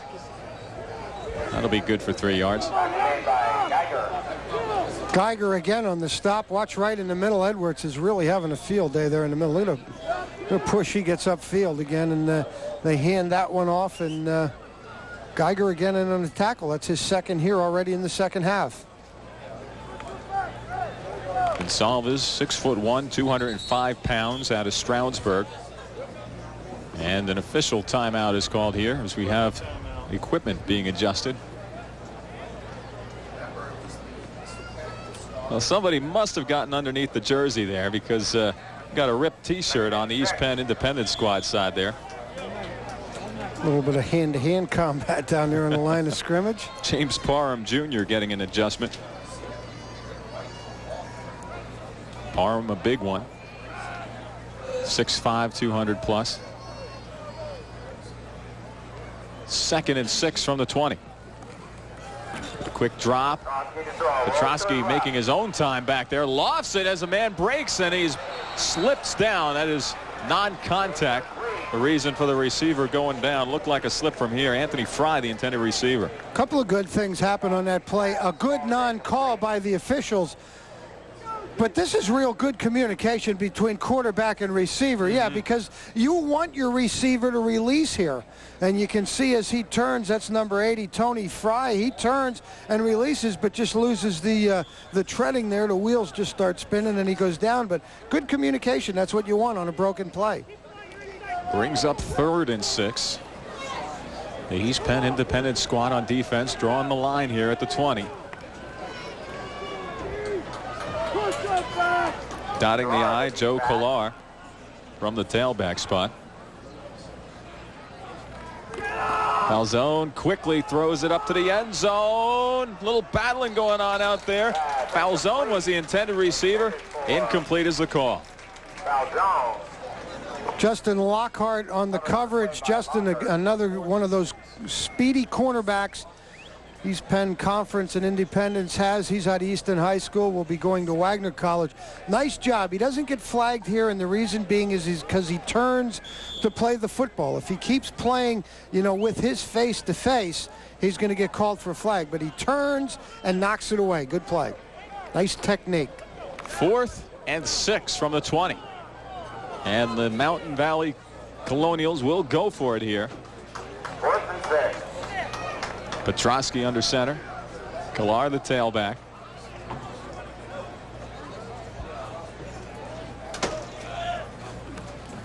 Petrosky looks to his left, then to his right, and then airs it deep to the corner. Up for grabs, incomplete. And the intended receiver that time was Cody Fedorka out of Northern Lehigh. Lee Holmes surprised there on coverage and doesn't get beat again. They've been testing him. Holmes is, you know, and it's again, it's that man-on-man, and Holmes has come up a winner in all situations. Well, the ball will exchange hands here at the 20-yard line with exactly 9 minutes to go in this 3rd quarter. Petrosky airing it out, and there you see the good reaction again by Holmes. Offensive player with some pretty good position. Holmes, excellent timing, great athlete. Has a nice feel for what's happening around him on a football field. Stambaugh puts the ball in the hands of Lee Brannon, the running back out of Bethlehem Catholic, 6 foot, 201 pounds. Brannon moves his way for a 4-yard gain. And saying, you know, let me have it again. You know, let me get the ball again. I think that's one of the hardest things. I mean, these guys, especially running backs and skilled position players, they were all their stars of their teams and used to getting the ball a lot. And in a game like this with so many stars, you only get so many touches. Billy Reimert split wide to the left. Stambaugh will go to the right side. There's a blocker out there in front of the receiver. And the receiver is Mike Lelko of Peaburg. You know the best way to describe Mike Lelko? He's like Fred Biletnikoff. You know, he's not going to dazzle you with speed. His routes, though, are good. The quarterback knows where he's going to be, and he has fabulous hands. You get it in his area, he's going to catch it. And that's exactly, it's the first real good look I'm getting at him, and that's exactly who he reminds me of. Great receiver. Good analogy there. Didn't have a whole lot of time to pull that ball in either. As you saw, he was under pressure. Stambaugh on the draw play. Oh, a big ankle tackle there, or Javon Tatum might have been on his way. Yeah, from behind, number 90, Brian Grimm. He saves an awful lot of yardage because that play had developed. It was great blocking up in front. Take another look at it. From behind, they trap and do a great job of it. That's about as big as those holes are going to get. And Grimm from behind, making a tackle that saves a good 8-9 yards there. And another equipment adjustment needed, this time for a Colonial Mountain Valley Conference player.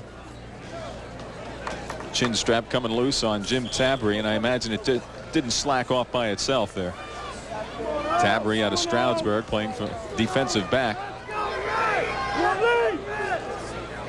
2nd and 8 now from the 34 for the EPI team. Stambaugh looks to the right side and guns it. He's got a man, and on his way, Ravon Grant could go all the way. And he does. Touchdown, EPI. Some of the speed we talked about in the open, Dan, becoming evident now. I mean, they're going deep, and they have a lot of guys that can beat you on the corner. And one missed tackle in this kind of game without being able, when you're limited defensively and not be able to play zone, one missed tackle can result in a touchdown. Ray Grant. Wasn't a bomb. Put it out to the sideline, and Grant just took care of the rest. Just as good as a bomb. They throw it for about 10 yards, but it winds up being a 66-yard touchdown reception for Ray Grant from Phil Stambaugh. Just come back. There's your one missed tackle. There's two missed tackles. You're not going to get another chance at Ray Grant. The strength in that throw, you can see Stambaugh barely leaned into that football, and it flew. Stambaugh looking to go for 2 here to tie things up. And it falls incomplete. Not tie things up, but get that extra point back. The score will stand at 12-7 in favor of the EPI team. Pass intended for Ira Van Syak. Ray Grant meeting now with a huddle. That was his head coach, Tony Coca. And there you see that throw. Boy, that was really gunned by Stambaugh. Just couldn't control that one, was Van Syak, and the score will remain 12-7. So a little resurgence, a little life here after probably dejected 15 or 20 minute halftime for the EPI team. Trailing by 1 at the break. Here they take the lead. Take another look. That speed, you misjudge that speed. And when you're going against speed, you don't get a second opportunity at it. You make the play or you're going to get beat. The play, the drive, not much of one. 4 plays, 2 on the ground, 2 in the air. That covered 80 yards. Stambaugh to Grant covers 66 yards. And the EPI recaptures the lead at 12-7. You know, Mike, a week and a half is not a long time at all, especially to put together a football team. You got to hand it to these coaches. These players are very familiar with each other in just that amount of time. I got tied up. That same thought I was thinking of a little while ago. Both these coaches, the coaching staffs, are to be commended. To draw all this talent together and get some kind of continuity going is a remarkable effort on their part. In the meantime, Phil Frasinelli drills the kick into the end zone. Harold Vinison just following it into that end zone area. So it'll be a 20-yard line start from scrimmage for the MVC team, or CMV team, with 7:11 remaining here in the third. Whitehall head coach Tony Coca, and an assistant here this evening, has to be happy one of his players. They're happy for all the players, but Whitehall guy Ray Grant, who had a great career for Tony Coca at Whitehall, scoring a touchdown here tonight in the McDonald's All-Star Classic. Got to feel good about that. To the near sideline, Jason Gordick.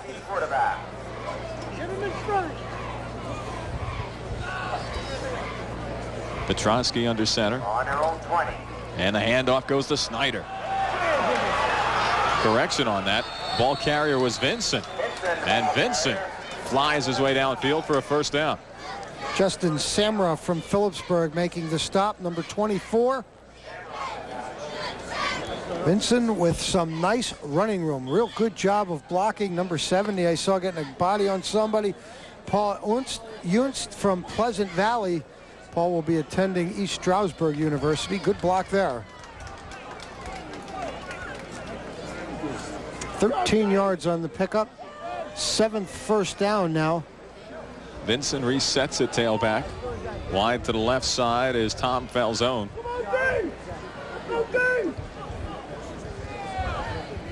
Nick Gilly making the move to the right side. Here's the pitch to Vincent. Finds his way through traffic and gets knocked back the other way quickly to get back on his feet. But what a shot he took.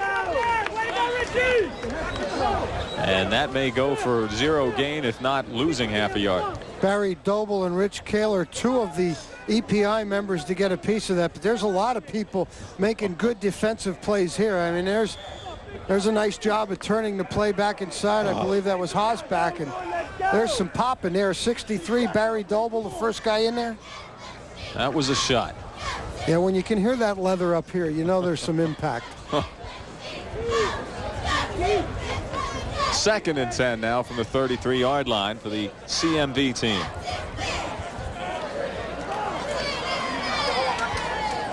Vincent back at tailback. No worse for the wear. Quick drop back under pressure. And nice job of getting rid of it by Petrosky. There's Vincent, the outlet man, and he's dumped hard once again after picking up 3 yards on the catch. Game has seemed to quicken a little bit. Both teams moving at a little bit better pace, get a little more aggressive, hitting getting a little bit more intense. I think they have a feel of the whole thing, and now they're into that football mode. I believe Barry Doble going to make this play again. 42 is Steve Lynn with pressure on Petrosky. And I believe it's Doble, man. Number 63 made the tackle on the other side of the field. Now he's over on that side. Jabbar Curto from Easton also in on the stop. That's playing like this is going to be your last game in the Lehigh Valley. A little bit more intensity here in this third period. Absolutely. Brett Snyder back in at tailback. 3rd and 7. The ball at the 36. Delay to Snyder, and he's wrapped up early. No fooling around with that defensive line. Steve Lynn just getting a little bit too deep into the backfield again. That's 2 times in a row. I know the previous play was a screen and they brushed and they let him go, but not this time. Lynn, the first guy in there, and then got a lot of help from his teammates. Take a look at number 42. Will come from the right of your screen. Here we go. Stacy McCarthy back to receive the punt offered by Brett Snyder.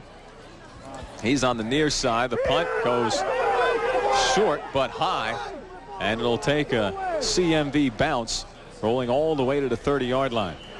Somebody lost their hat in that play there. Downfield, number 44. I tell you, that's an amazing effort. Jason Davis is going back 50 yards to get his helmet. I mean, he didn't care he lost his helmet. He was down there covering that. He had an assignment. He went through it. Good roll, and that's out to be a 35-yard punt with no return. 22 yards on the roll. We'll take it. Right-hand side of your screen. Look at Davis. Loses his helmet there. I mean, he just runs away from it. He's got some football to play. I'll tell you what. No time for cosmetics. Boy, you got to love that. There he is down the other end now. Good work, guys. We picked him up on both ends. Stand-ball pitches to Lee Brannon for Becca High. Turns the corner and then runs out of room. Nice gain for this graduate out of Becca High. It's about an 8-yard gain. Gordy Frack eventually runs him out of bounds, and Brandon was feeling a little bit in that third quarter. Had some success on a run, and he wanted a little bit more of it. He continued a long-standing tradition at Bethlehem Catholic, where Bob Stem continues to have a 1,000-yard running back in that backfield. Yeah, it sure is. The way Brannon turned it around in his senior year was simply awesome. Handoff, and Syock slashing his way through the line to get that first down, as we've seen him do so many times out in Orfield. Talk about 1,000-yard rushers. Who'll ever forget his effort against Becca that night in the rain? And then in the district semifinals, the effort that he gave that night, as the Parkland team had a great effort. And Syock, a good north and south runner. And a little downfield blocking from Allen High School is hello. Billy Reimert sticking his nose in there. 4-yard carry for 5-yard carry for Van Syock. Now has 4.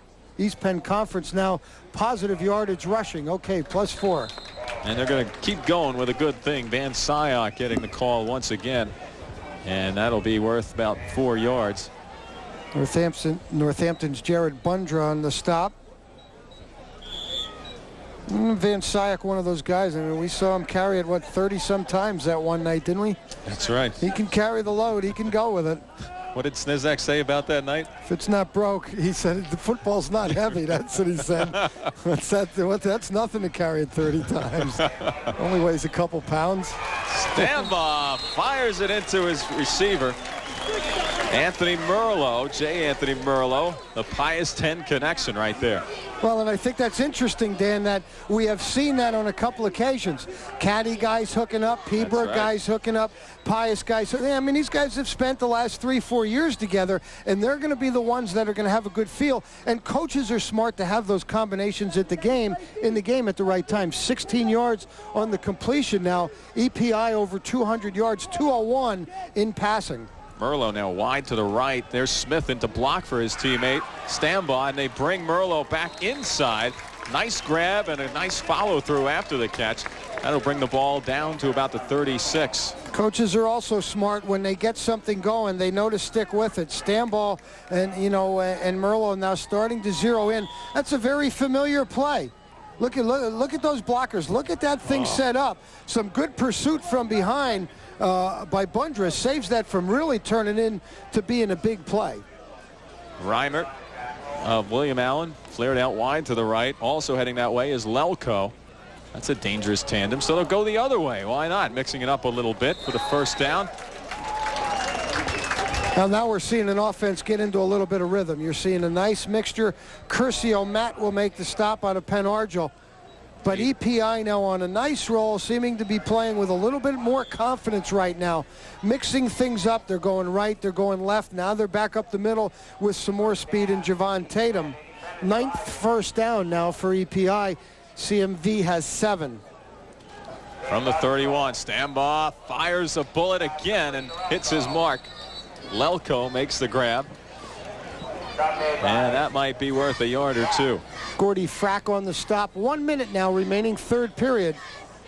EPI leading 12-7. Has been a very well-played football game. And you get the feeling, Mike, that at this point in the game, the EPI team has a cadence. They're starting to march on the same beat. There's a rhythm to it. You're exactly right, Dan. There's a rhythm to their offense now. Things are going real good, and, they'd like to tack on some points here. Under a minute remain, third period. They lead by 5, 12-7. Stambaugh rolls to his right, has plenty of time, looks, fires over, and it's intercepted. Well, so much for the rhythm. A tackle made, but the interception pulled down by Josh Nordmark of Stroudsburg. And that is a monster play in this football game, Dan. Wow. Ball a little bit overthrown, but it was well covered. Nordmark in excellent position comes up with second interception of the night. Lee Holmes had one for EPI in the first period. Stambaugh with time. Really well covered. Then he gets some pressure, and that pressure is what caused him to throw that a little high.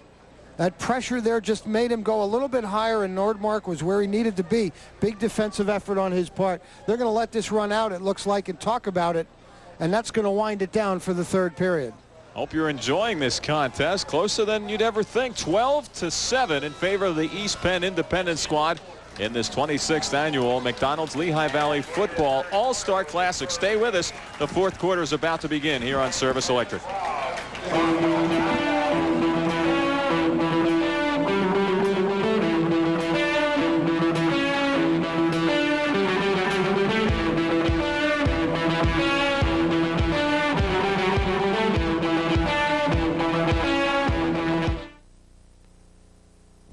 Hey, Homer, what are you looking at? Pictures of you when you weighed 150 pounds. I thought I'd bring him in the ABE Car Care Center to show him to the guys here. Give me those. Where did you get them? Well, I got them from your mother-in-law before she went to the Thousand Islands. She said they were your baby pictures. Oh, you're funny. You're just a regular riot. You and her are a real riot. Struts, shocks, and everything else. Car Care Plus, only at ABE Car Care. Service Electric Cable TV, bringing the future into your home. Service Electric Cable TV with over 80 broadcast and cable network channels that you requested. Plus exclusive local sports and community events coverage on TV2. Service Electric, the first cable system in the country, started in 1948, is still a family-owned and locally operated company. One major principle of our company that has never changed. Service Electric's commitment to the community and our subscribers. Service Electric Cable TV, today and into the future.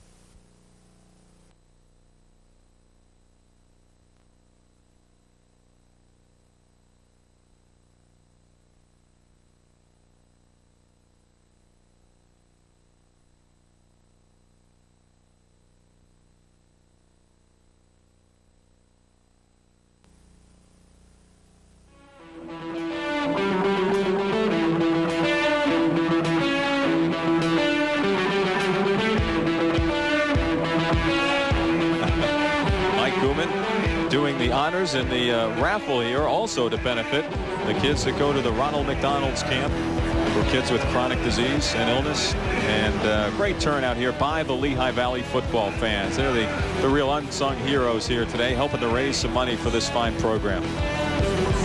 Ronald McDonald doing his deal on the unicycle. I wonder if that's considered a mountain bike. I don't know that would work too good in the mountains, would it? We want to send along a belated happy birthday to one of our own, Joe Wolakovitz. Hey. Turned 21 on Monday. Happy birthday, Joe's. Our camera guy working down there on the sidelines. Where is he? Let's find him, Andy. Where is he? Let's get Joe on the air there, the birthday boy. Third quarter numbers, EPI, 5 first downs, 26 yards rushing. Stambaugh, there's the birthday boy. Stambaugh was 5 for 6 through an interception and a touchdown for 99 yards in that period, total 125 yards. CMV, 2 yards rushing, 2 first downs, 18 yards rushing, 2 for 5 passing for 10 yards for just 28 yards.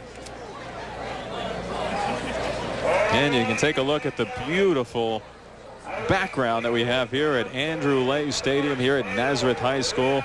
Just a perfect summer's night for a great cause and a fine football game. Glad you could be a part of it. Watching some of the coverage here, same night coverage coming at you on TV2. We hope you're enjoying it. Executive producer of TV2 Sports, John Walson Jr. Producer Don Hunt, operations manager Jim Kramer. Producing and directing tonight's telecast, Andy Himmelwright. Scott Richardson, engineer in charge. Bill Kuhar, audio. Dennis Long, slow-mo. Donnie Long on graphic. Matt Walp, Mike Hodrick, Joe Wolakovitz working camera. Captain Dan Himmelwright at master control. Spotter tonight, Dale Bortz. Statman Bill Bickle. We even have interns tonight. John Heckman. We got everybody here in the house. Hope you're enjoying it. They're having a raffle right now. What did I hear? That's for 2 airline tickets? To anywhere in the country. Wow.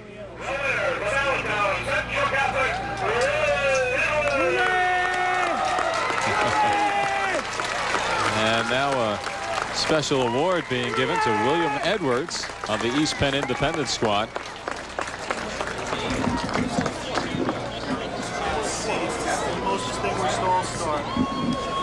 Well, we talked about the energy that, Mr. Edwards, we'll call him, plays with, and that is for the most distinguished all-star. And, that doesn't surprise me. At practices, he was the guy who was upbeat, and coaches love a guy like him. Yeah. You get that enthusiasm from a guy, and his mom, boy, I think she's not happy. Huh? Oh, that's great. Great career at Central Catholic, and a very deserving award there because he does play with a lot of emotion. Gives a good interview, too, for a young man. Well-spoken for himself and has some definite goals in mind. He is going to be heading to Bridgeton Academy Prep in Maine and still looking for a ticket to Division I. He will not settle for anything less, and hoping that after 1 year at Bridgeton, he'll be catching the eyes of some more schools like Rhode Island, Wake Forest, Boston College, New Hampshire, Rutgers, Villanova, University of Connecticut. All of those have expressed some interest in William Edwards. Well, he's a young graduate at age 17. We also want to mention that the Colonial and Mount Valley Conference recipient of that award, and this again is no surprise, Joe Gamitter, who from Catasauqua, another guy with a lot of energy. I interviewed him. If you saw our open, he was part of it. Another guy with a lot of energy, and coaches appreciate that. So congratulations to both those young men. Here we go to start things off in the fourth and final quarter, and they're going big here. Oh, look at that catch. Mountain Valley Colonial League coming out, taking no prisoners, and a big grab there by Tom Falzone. Yeah, we apologize there. They kind of quick pitched us there a little bit, but we do get the end of Falzone with a great reaction on that football. Lucas Smith in at quarterback for the Mountain Valley Colonials. Justin Lockhart on the coverage. Justin seemed to lose and that's what this game's about. You create those one-on-ones. I mean, you got great athletes on both sides, and it's a matter of who's going to make the play on the ball. That's time it's Falzone. Falzone with a pair of great catches, also an outstanding basketball player. Smith looking things over before he ducks under center. Sends Snyder in motion, hands off to the fullback. And a gain there of 5 yards. Wait to see who gets up from the bottom of that pile. And looks like number 31, Sean O'Dowd, out of Notre Dame. Barry Doble, a guy we've mentioned his name pretty often here this evening, again in on the stop, number 63. Doble will be staying close to home. You'll see him with Bill Russo playing at Lafayette. 6'1", 220-pounder. Big key to their success this season, number 63 in red. Russo, some kind of football coach over there at Lafayette. He will yell and scream and have these guys under sweltering sun just working out to the end and then come out with a case full of popsicles.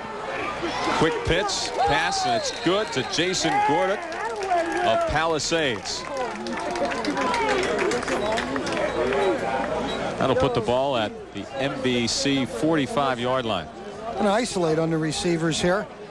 You're going to see just a quick hitch, and who's in coverage? You got him, number 18, Lee Holmes. Tough man to get. You see Edwards getting a piece, and also Justin Lockhart. And that quick tackle was a big play. This brings up 3rd and 4 from the CMV 45. Oh, look out! The stick of the night right there. Jarrett Hosback, 6'2", 240-pounder out of Peaburg. Saying hello to Brett Snyder. At 47, a little over 4,700 here tonight. That got their attention. That's some good defense. We have seen an awful lot of that here tonight.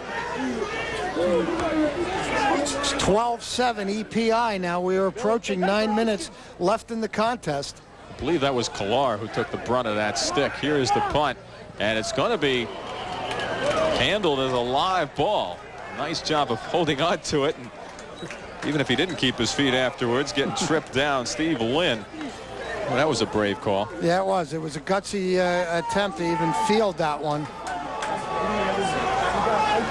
Here's another look at that hit.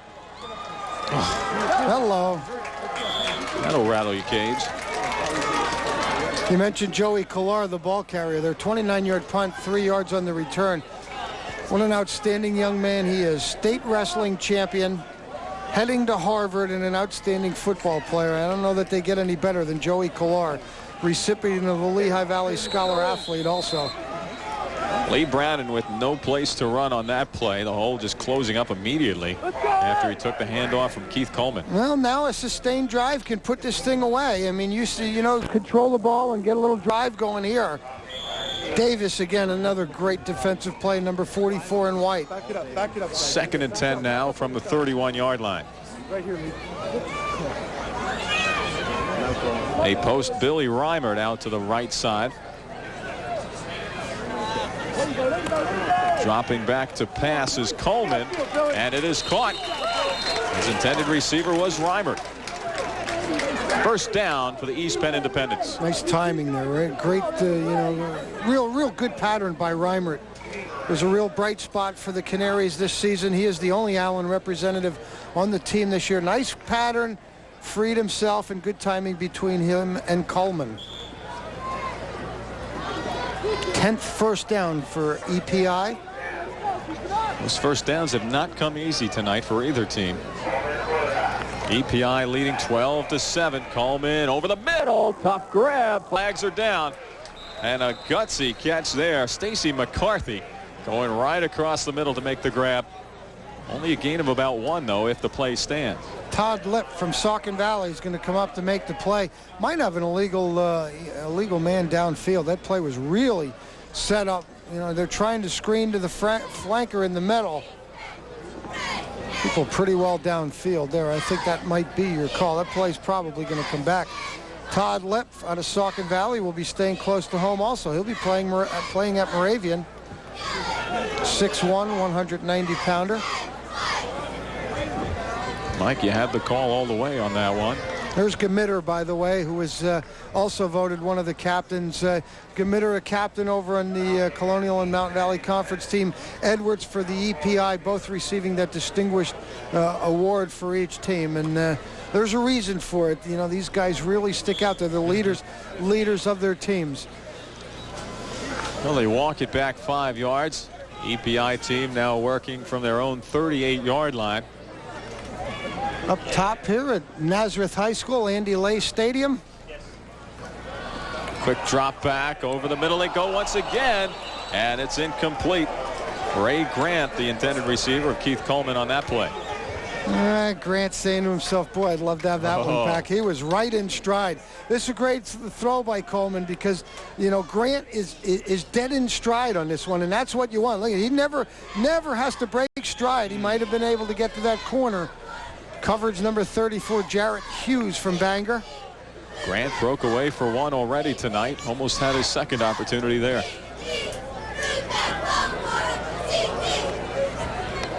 Brannon shares the backfield with Van Syock behind Coleman. Play action to Brannon. Coleman launches this one. It's going to be incomplete.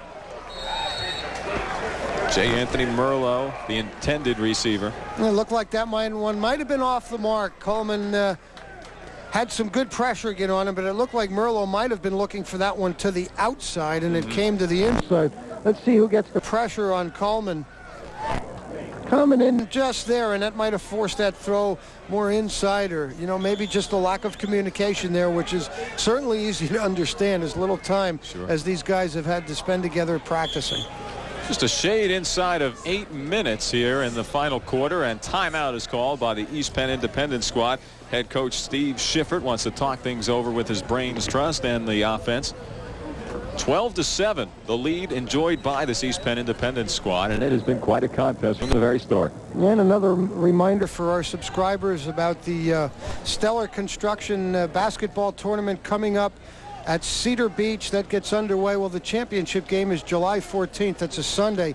We will have the championship game live at 4 o'clock, and then we will have a Monday night replay at 9:30, and that's going to be a good preview of the upcoming high school basketball season. Team, I know Father Judge is going to be there. Some very good teams from the Pennsylvania area, including a good number and most of our local representatives, and will be a good indication on, you know, maybe how your high school team will fare this year. So we're looking forward to that and hope you can tune in for that. Again, that's July 14th at 4 o'clock. It's a great event. I'm glad we'll be covering that one, Mike. I'll tell you that during the summer there are so many fine competitions like that involving high school aged athletes. This is great. Football 1 week, basketball the next. Throwing a little golf in there. We're having some fun.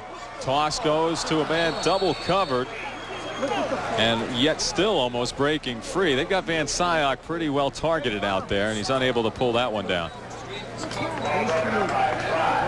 Gordy Frack with an opportunity to come up with an interception, turned on it.